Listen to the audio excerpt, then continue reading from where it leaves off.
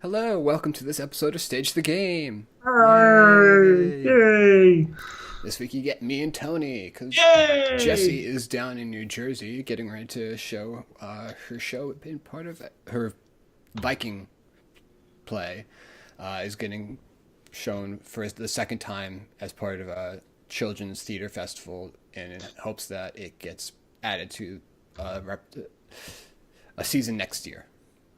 I Fully just produced. I love the concept of the Viking play so much. Just from what I've It's a heard Viking about it, play, and it's for children. What's not to like? from what I've heard about it, I want it in my life. So,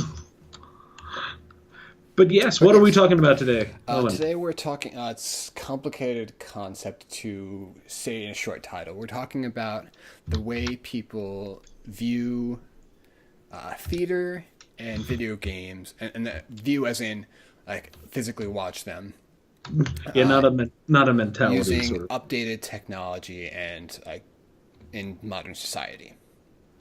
So we're going to touch on things like National Theater Live, the NBC Live productions of theater that have been done recently, and for in video games we're going to touch on streaming and eSports.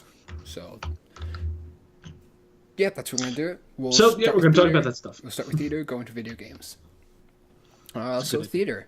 Uh, we'll start with NT Live. I think I like NT Live a lot, um, mainly because it allows me to see these really amazing productions that one are in London. I'll never get to see them. Oh, There's many reasons why I'll never get to see these productions. Um, and two, they're always really, really. All the productions that I've seen have been really good. I've seen three NT Live, technically four productions. didn't we see one together? No, we saw everyone. All the McCarty interns saw Hamlet. Yeah. I had to go a different day than the rest of you guys Oh. because of production stuff, because of something Oh. stupid. I was gonna say, I knew we saw one, or at least I saw one when Yes. we were in Princeton. But Yes, we all went and saw Hamlet, which was so good. it was very good. I had my qualms, but Benedict Cumberbatch is too old to be playing Hamlet. that was one of them. The only reason that it bugged me was because he said in an interview during it that he wanted to play it before he got too old, and I was like, "Ooh, missed it. Well, You missed it." Pretty much everyone who plays Hamlet is too old to play Hamlet because they don't like people forget that he's in college. Yeah, he's in college or a teenager or what have I'm you. too old to play Hamlet technically. I'm 27. But it's the same issue is that you can't have an actual 18-year-old play Hamlet That's because the thing. there are very It's- few 18-year-olds who could comprehend it. Yeah, it's And one of the most challenging roles in theater. And well, to the age thing, just because I trimmed this and I was deciding whether or not I wanted to get rid of it, it's you get older and older people playing some of these iconic roles, and the one immediately came to mind is Tevye. And there's like 60-year-old men playing Tevye, which is fine because they're all really talented, but they forget that Tevye has like an 8-year-old daughter. So he's not going to be 60. He's going to be probably in his 40s. So, but it was all these people who want to play it that are getting older and older and older who really want to play this dad role, which makes sense, but also no. yeah. So, I have a lot of feelings about Fiddler that we can gloss over. But yeah, I've seen Benedict Cumberbatch doing Hamlet. I saw I don't remember the names of the actors, any of the actors. They did a really good job. It was Streetcar Named Desire.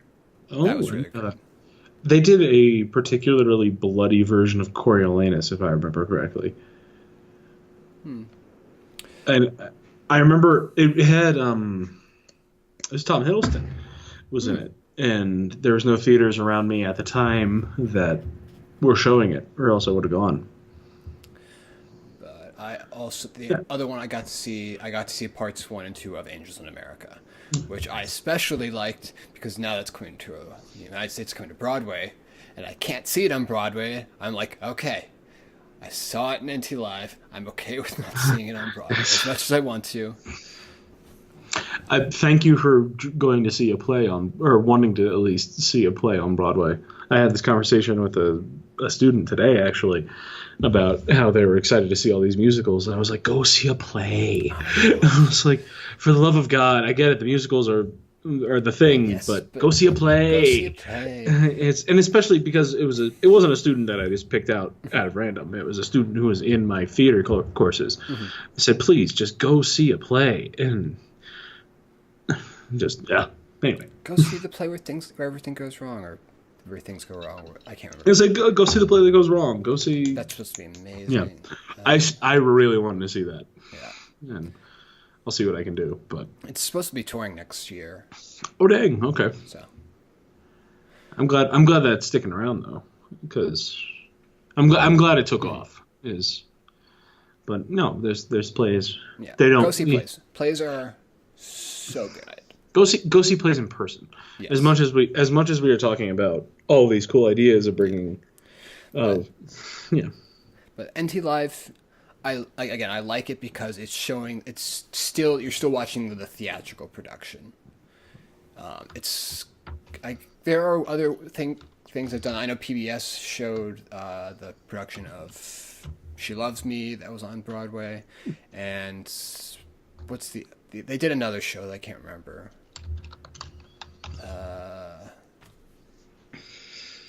It was the musical about AIDS that wasn't Brent.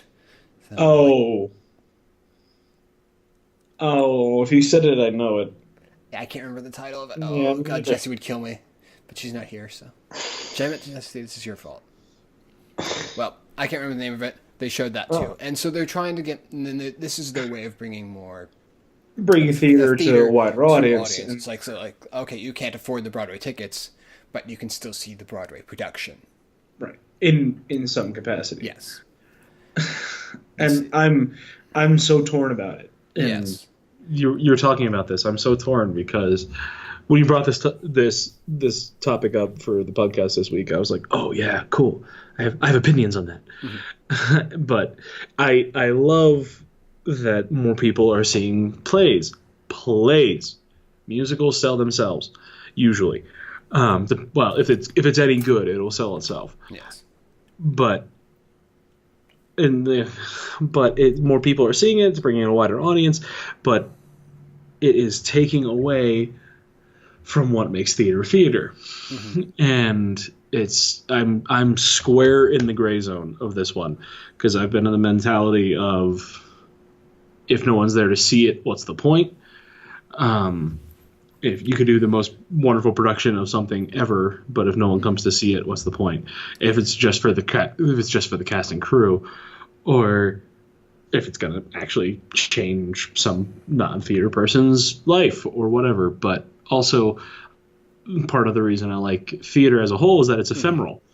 It's this time last week I had a show, and that show is never going to happen again. Mm-hmm. That particular version of the show is never going to happen again. I think that's awesome. I think that's one of the best things about theater.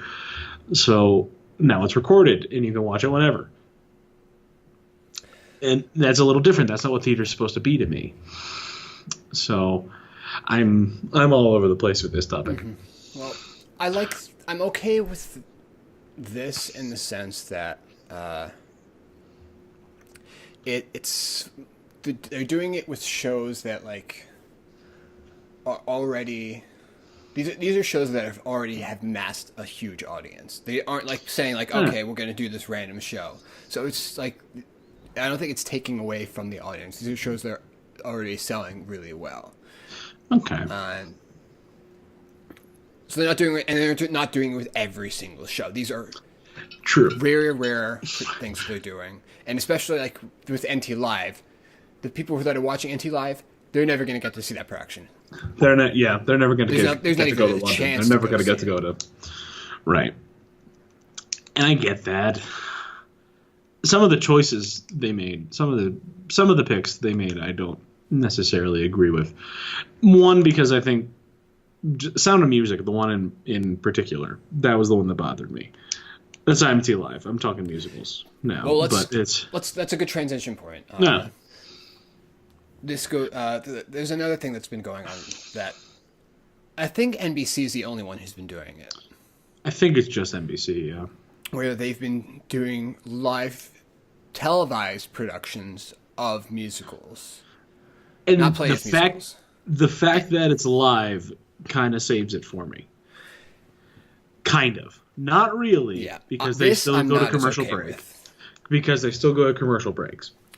And it's not theater. And it's not, this isn't even like filming of theater. This is just TV. This is TV staging. Yeah. Yeah. I mean, it's slightly different. I know Jesus Christ Superstar was technically a stage. It wasn't like the other ones. This was a stage concert. Right. So there was a live audience there. It was on a stage, and it was like a concert, not like the other. It was different from the other ones, but at the same time, I don't like it, and I haven't supported it. I can't. I'm gonna get flack. Well, I would get flack from this if we had an audience. But I haven't watched any of them because I don't support it. I don't like the idea of taking these musicals and putting them on TV and with like people who have really no place in theater. And some, I mean, and there are some people who had a place, like Audra McDonald was in one of them, and yeah, she deserves it. She was Mother Superior. Terribly small role for her. Yes, and she was but basically TV. Yeah, and she was basically the only standout person in that entire production. But yeah, it was Carrie Underwood. Any Broadway production, Carrie Underwood, there's no way they would cast her as Maria. No, and it feels. And she appeals to a much bigger audience. That's true. As a whole, they all feel kind of money grubbing to me. Yeah. Like, look, we're spattering in actual stage actors with all of these famous people, so watch it for the famous people. And that's not cool. I mean, apparently John Legend did really good, or really well. Sorry, terrible. And it was Alice Cooper. It was Alice Cooper, yes. Wasn't it? Yeah, he apparently did really good. I've heard mixed reviews about him, but I think that's kind of fun. Like, of the people you're going to pick, Alice Cooper would be the one to pick. Oh, yeah. I also, for whatever reason, I'm not a huge fan of Jesus Christ Superstar. I don't know why. It's a weird. I don't know why. That is one of the musicals I have no reason why I don't really enjoy it. Same with Into the Woods, which is a very unpopular opinion. I just don't. Jesse has told him many times she's not like this. I don't know why. I just don't. I don't enjoy it. And I love Sondheim. I just don't enjoy Into the Woods. But same with Jesus Christ Superstar. I don't know why. Maybe because it's a story that was drilled in my head forever. But do you feel the same way about Godspell? Actually, no. I really enjoy Godspell. So now I'm confused. Yeah, me too. But I actually really enjoy Godspell. I don't know. I'm an odd person. But yeah, these online or these all live things for that NBC is doing feel just money grubbing to me. I don't like the idea because I feel like they're trying to okay, we're gonna take all this Broadway money and we're gonna suck it out, because I see the successes of things like Hamilton and stuff like that, and they're trying to jump on that bandwagon. Yeah. Well, Hamilton is going to get one through PBS, I think. Well, that's that was the original. I mean, they're doing a documentary on it, but I think they're going to do. I thought they were going to do a performance of it as well, bring the original cast back. I might have made that up, or I saw a rumor of that or something. Maybe, but I feel like if that was going to be it, they would do a concert production of it rather than a televised thing like NBC, and also I don't think it'd be live. Yeah, I don't think it'd be live. And honestly, it sounds kind of liberal of me, but I I think the fact that it would be on a PBS instead of NBC. NBC, Yeah. I think that would have. I think they do it justice. I say they do it justice, and I think I'd actually watch it, because I mean It's PBS. public broadcasting. Yeah, exactly. So because I like to support PBS when I can, but but yeah, it's a similar, same vein kind of things. The fact that they run commercial breaks during the scene changes pisses me off. Yeah. But that is the semi-anti-capitalist in me. So anyway, yeah, that's our take on this. And this, again, these are just like new ways that theater is being shown, and obviously, like, things change with time, but theater has been around for so long, and like the big thing about theater is live, in person, there, and that's what makes it so special for me. So that's my two cents on it. Yeah, they are at a max 200 feet in front of you, and now they're on your TV while you're pantsless on the couch. It's not what it's supposed to be. I know my sister has asked me a couple of times before. Like, I remember when there were Hamilton bootlegs, like, that would pop up online. So many. And my sister found one night, and she's like, this was back when I was unemployed and living at home, and she was also unemployed and living at home. And she wanted me to watch it with her. I'm like, I can't do it. One, because I don't believe in it. Two, this is the industry I work in, and I feel like this is the money I'm taking away from this. Yeah, I can't do that kind of thing. And my sister's she wanted me to watch a bootleg of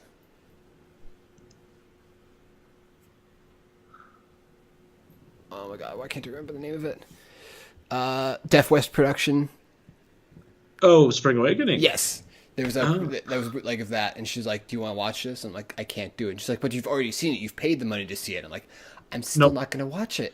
It's supporting things that I can't do." As someone who's been a house manager too, fuck that shit.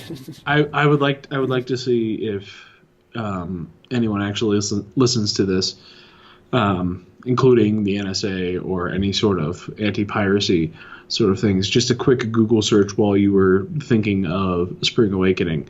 I found the first act of Hamilton on YouTube. And it is titled Act 1 of Little Timmy's School Play, which I think is actually kind of clever, but also you suck. Yeah. Act 1 of Little Timmy's School Play. Sorry. Bootleggers?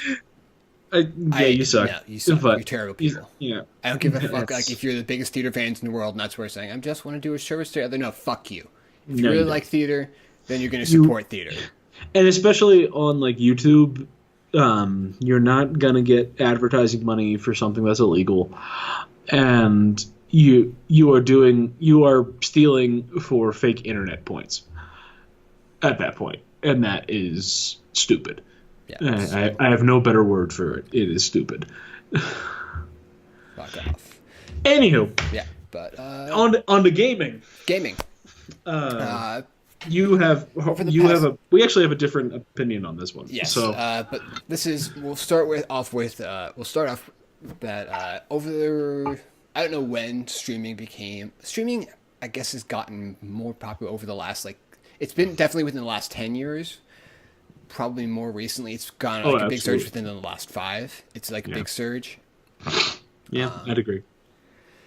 And so before, people used to, like, it was just playing games and stuff like that, and like people used to record themselves. I know originally when people were recording video game videos, you either had to have like a really crazy setup, or you literally had a camera and you pointed it at your TV. And that's how video game videos were done, like Let's Plays and stuff like that. Yeah. But now you have recording equipment where you can record your gameplay.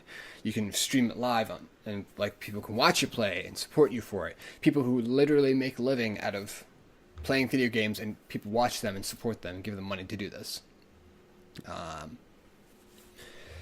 And like streaming has become a really big thing. And personally, I'm okay with it. I like it. I've streamed occasionally. No one's ever watched me stream.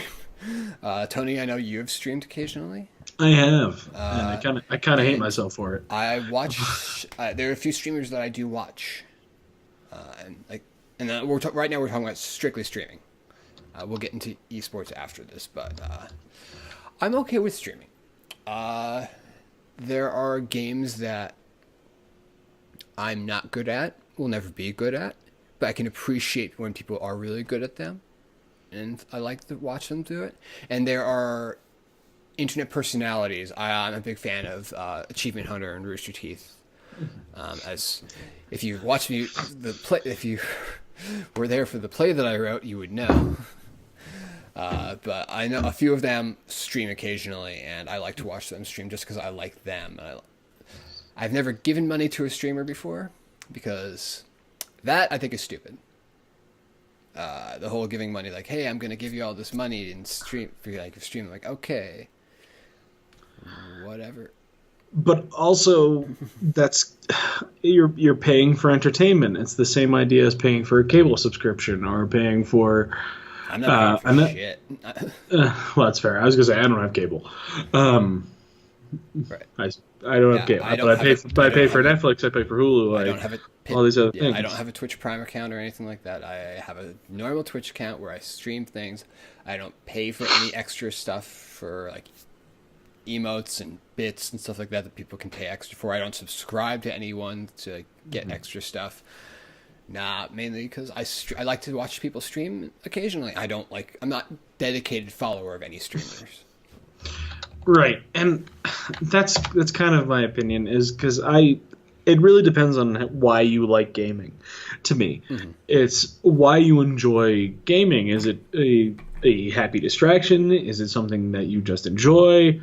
Is it a major part of who you are? Is it a major part of your personality? Is it a major part of what you can talk about?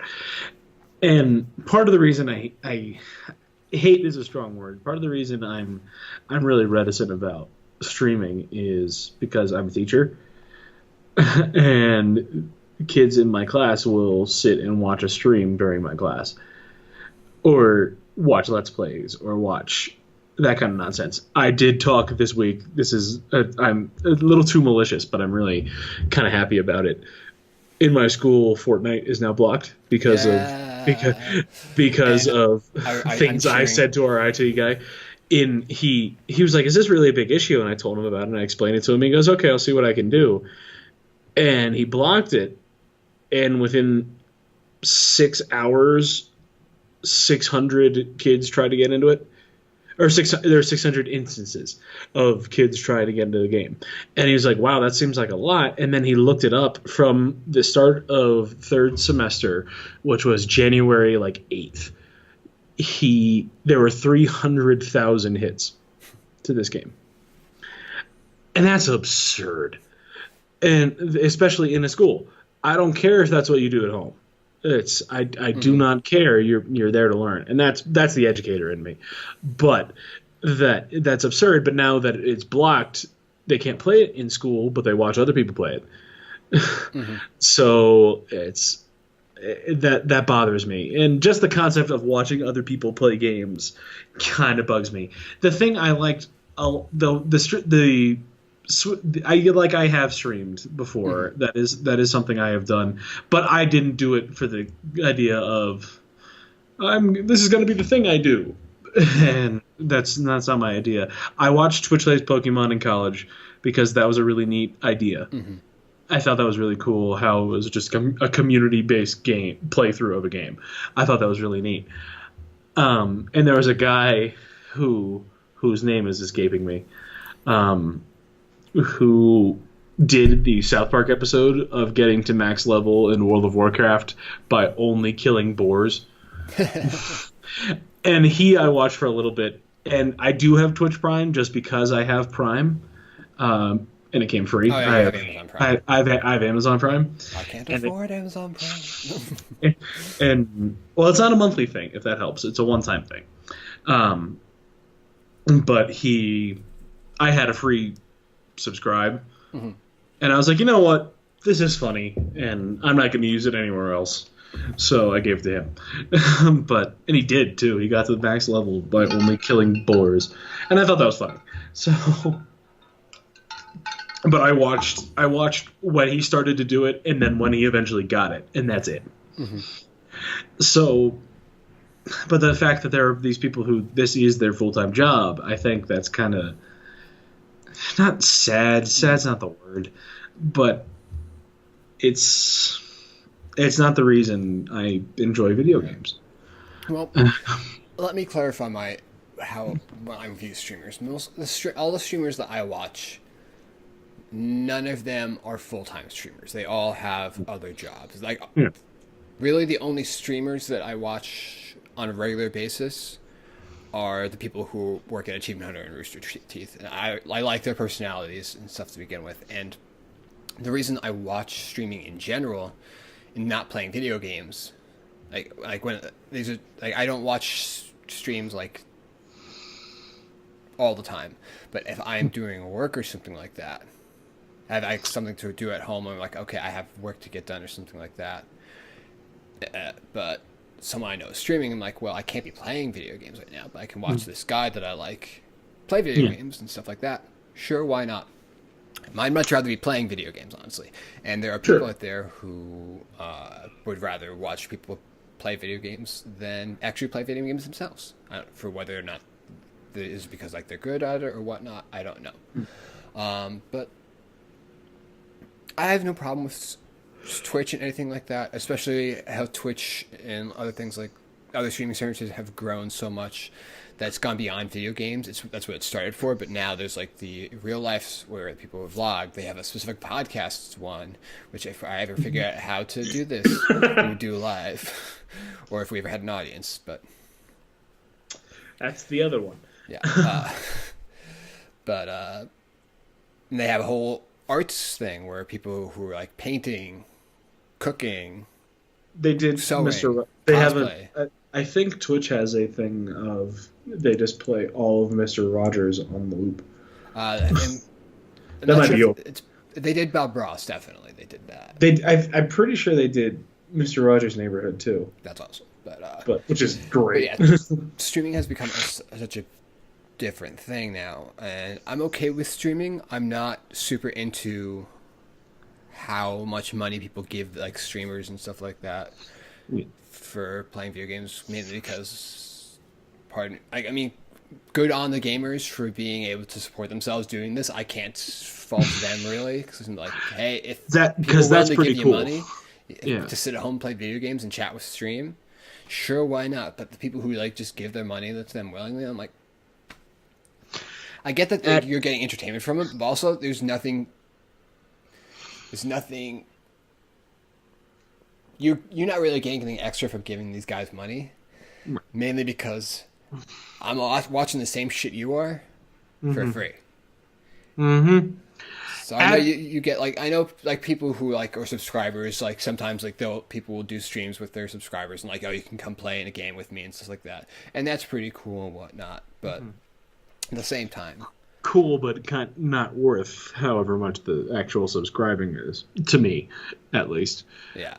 And I know it's not that much a month. And I'm not sure if it depends on the streamer. I honestly don't know the logistics of it because I've never been interested in it. But at the same time, the advertising, I think, is kind of cool.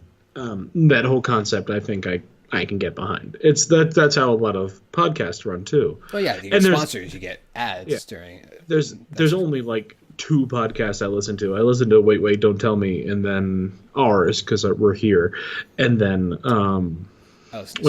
Wait, and then there's a Real Clear Politics does one, and I enjoy them. I'm sorry, not Real Clear Politics. I enjoy that website, but it's 538 does one. And I'm a political guy, so I listen to that. And they're usually pretty funny, too, which is actually nice. And they're all numbers-based, so because it's run by a statistician. If you're interested, I'm not paid to endorse that website by any means, but I really do enjoy it. So I listen to a number of podcasts. I listen to on a weekly basis. I listen to like 8 on a weekly basis. Yeah. And then they remember that when I have like long car rides and Let's stuff like say, that, I'm and gonna I'm look. out of podcasts that I will go back to. I listen to the Baltimore Ravens podcasts. NPR's Up First.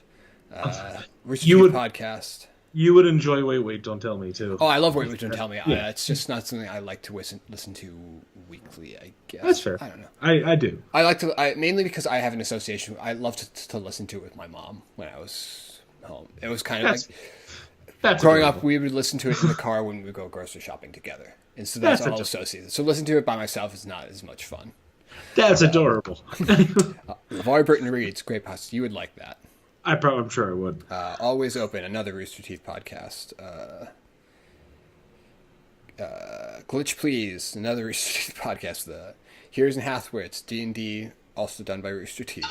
On the Spot, also done by Rooster Teeth. The Steven Universe podcast. Hello from the Magic Tavern. You would like that one too. And then podcasts that I listen to occasionally. The Nerdist podcast, which apparently has changed its name to Idiot with Chris Hardwick. That's what it's changed into here. Whatever. Podcast Unlock with IGN, which is the official Xbox podcast. Huh. Then there are a couple here and there that I listen to random episodes for. But I listen to a lot of podcasts. I used to... Off topic, another the Achievement Hunter podcast. That's the first podcast I ever listened to that I started listening to like on a regular basis, and that's got me into the other podcasts, and that made me want to start my own podcast. There you go. But like all of those are run mostly by advertising. So I get the sponsors. idea of sponsors. I get the idea of Anyone wants sponsors. to sponsor us? I mean, I would do this every night if we were getting paid for it. Oh. And I made myself sad. No, but and I would plug the crap out of anybody. But I get well, that's true. I would get the idea. I get that idea for behind streaming is as much as a semi-anti-capitalist as I am, I get if you can do something well, why do it for free? kind of thing. But so if you're really good at gaming and you enjoy, and people seem to enjoy your commentary, why not get paid for it? Yeah. But I mean, that's our stances on streaming. Yes. Now, let's talk about something that's even more recent than streaming.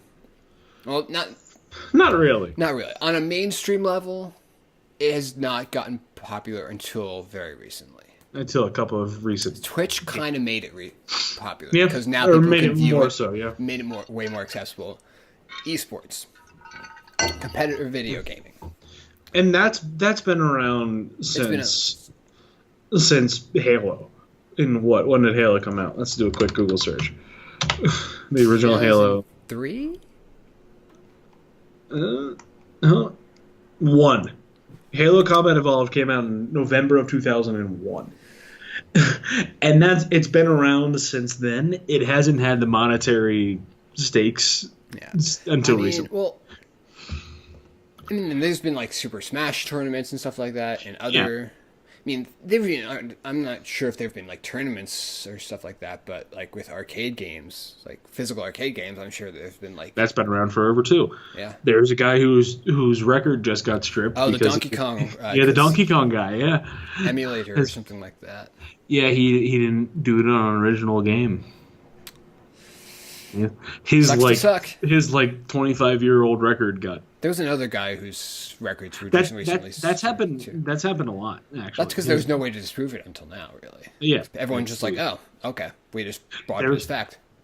There's one recently that it was just like mathematically what you claim to happen hasn't happened. It impossible. Yeah, because they had a computer do it, and like, okay, the computer who did it absolutely perfect still couldn't get it as close. Still couldn't get it to the score you say you did. So, but yeah. But competitive gaming. You're much more into this than I am. So, and I haven't always been into this. 'Cause I've watched it before. Like, it's been very popular in the past with games like CS:GO and Call of Duty and stuff like that. And there's been a lot of and the competitive. It's especially I am friends with. He's not a professional, but he does compete regularly in Smash tournaments across New York State. He does a lot of regional tournaments. His name's Alex Cantor. He and I went to college together. I know that name, and I don't know why. But he's a Peach main. Oh God. Oh God. So take that as you will. But competitive gaming, it's a thing.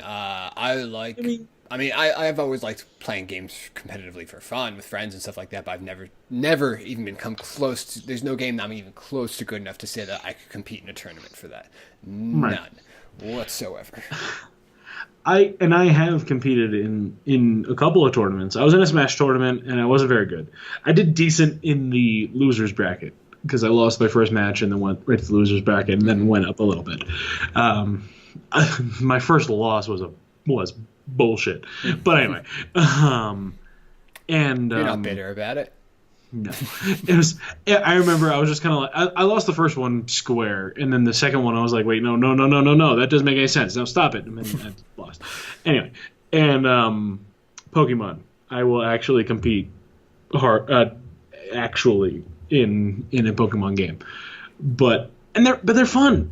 It is a fun thing. The fact that some of these now super popular games, and especially with like console, this is coming from a kid who didn't have Wi-Fi internet until he went to college. That's part of it. So I never really got into the hardcore gaming. Well, technically, like if you're online into hardcore gaming, you're not playing on a console. That's true. It's all on PC. Say, a majority of like gaming tournaments, unless it's Super Smash Brothers, it's gonna be on PC. Right, and I get that. And I got a PC in July, so like an actually functional, decent PC. Eventually, but I didn't do online gaming until I went to college.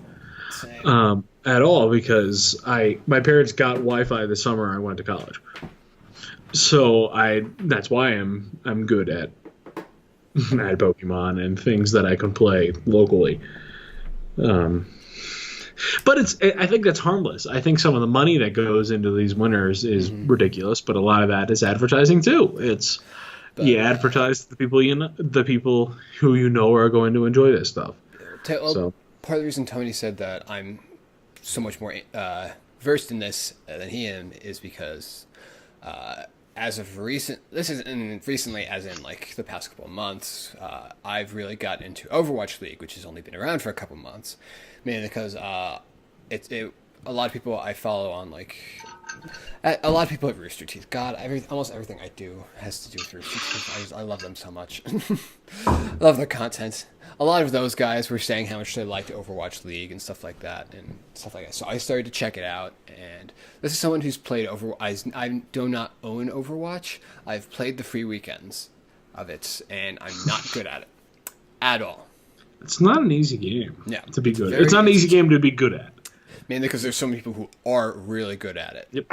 And so to get really good, you have had to have been training for a long time with specific characters and learning their faults and stuff like that.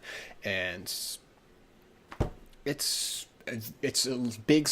There's actually a lot of what I learned from watching Overwatch League is there's a lot of strategy behind it, behind working together with your team and like who you're picking and stuff like that to play with, and that's what really got me into it. Now I'm a big Houston Outlaws fan. I was watching last night when they lost to Philadelphia Fusion. Linkser, their main DPS player, he's probably known as one of the best Widowmaker players. Who's the sniper? One of the snipers. Thank you. not a game I play. Yeah. He's one of the best Widowmakers in the game and in the world. He's really good. I love watching him play. one of their tank players, Cool Matt. He plays a really awesome diva. I really got into it. I like what people who are watching this, not listening to it, and have been watching me glance over to my right. That's because I have it up right now. I've been watching the Seoul Dynasty and Los Angeles Gladiators been playing. I always have my Xbox on when I'm recording this because it adds extra light to my face. But because I don't have any light That's on this wall. That's why I keep my TV on. But I was like, well, if I have to have my TV on anyway, I might as well be watching. I have no idea. I don't care at all about this game, but like occasionally, it's like, ooh, there's something really cool going on over there. But I can see. I mean, like until then, until I got into Overwatch League, I never really got into the hype of competitive gaming. Like I knew that it was a big thing, and like you'd see players online like doing tournaments and stuff like that, and I'm like, okay, whatever. I can see how these people. I subscribe to a lot of Facebook pages that like cover gaming and stuff like that, and they'll show clips from gaming tournaments and stuff like that. And I'm just like, okay, that guy's really talented. Good for him. But it didn't make me want to go and like watch a tournament at the same time. I was perfectly fine with the clips and stuff like that, but watching this and watching Overwatch League, I really liked it. That may be because I got into it when it was between football and baseball season, and I was desperate for a sport. I was desperate for something competitive. It's like I need a sport to watch, and I hate basketball and hockey. I hate it so much. That's so sad, Owen. Oh yeah. So I started watching Overwatch. That's mainly why I was like, okay, these guys like it a lot. I need a sport to watch. I'm gonna watch Overwatch League. It's on Twitch for free. Why not? I don't have to pay for cable. For those of you who actually made it this far into the podcast, because we've been talking for like 45 minutes. Have we? 40 minutes. But, yeah, but for those of you who are interested, before we started the actual recording, Owen and I were talking sports. We're theater oddballs. Yeah, we enjoy enough the fact that we're talking about theater and gaming, which is already its own small thing. We got theater, gaming, and sports. We still enjoy sports. We're a unique type of nerd. Yeah, we like over there. There's a picture of. There's a signed copy of a picture of Tom Baker, who was one of the doctors in Doctor Who. There's a Star Wars poster there. There's a Shrek poster over there. Got my Hufflepuff banner over there. Exactly. Like we are just all around dorks. Yes. And then just mildly, I have the Little Mac amiibo right here. Just we're big old dorks. There's a Pong Corel Lego piece. Just if you ever doubted how much dorks, geeks, whatever you want to call us, I hate the term nerd because it implies intelligence. And like, nah, fuck that shit. I'm not a nerd. There's Spider-Man. I am a geek or dork, not a nerd. I'm a dork. There's a pig. Like, just a weird. I have no idea what that was. I don't know what's whatever it was. It sounded like it broke. I have no idea what the hell that was. I have a wand right here. Ah, jealous. Like that kind of thing. But my desk is adorned with nerdiness. Yeah, and also the amount of money these players make in the Overwatch League, they get paid like over $1 million a year. And these, like, I don't think I'm not sure if there are any players over 30. Pretty sure there aren't. Really? You have to be at least 18 or 17 to be able to join the league. Wow. To be able to do professionally. But yeah, it's like a legitimate thing now. There's a lot of money in it. I should get good at Overwatch then. You will never get this good. No, probably not. I have a week off next week, so let's see how much Overwatch costs. It's probably still at $60, honestly. That's absurd. It's been really popular, and the popularity has only gone up. By now, Let's see. This is the beauty of double monitors. Yeah, no, Game of the Year edition is still $60. Yep. Holy hell. It comes with 10 bonus loot boxes. Fuck loot boxes. But we've said how we feel about loot boxes. Yeah. But it's all like, if anyone, I'll give Overwatch this. Everyone says, like, as much as loot boxes are terrible in general anyway, Overwatch does it the best because it's literally only cosmetic shit. Yeah, and that's okay.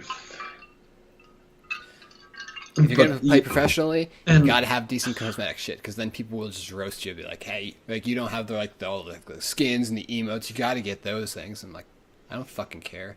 It's how I hate playing. Like, I like Rocket League a lot. I play Rocket League a lot. I've actually gotten better at Rocket League, and that is a lot of my friends' go-to. We can actually play together now. We could. Crossover. Yeah. I almost bought it for the Switch, and then I got Mario Kart 8 instead. But yeah, that's better.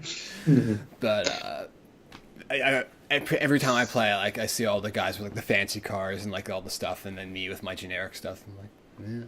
Oh.